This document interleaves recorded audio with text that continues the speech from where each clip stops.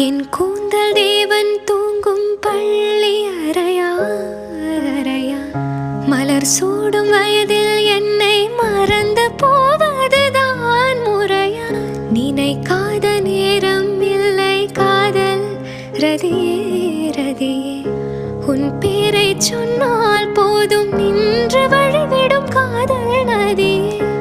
என் சுவாசம் உன் மூச்சில், உன் வார்த்தையின் பேச்சில், 5-6 நூற்றாண்டு வாழ்வோம் என் வாழ்வேவா. மலர்களே மலர்களே இது என்ன கனவா? மலைகளே மலைகளே இது என்ன நினைவா?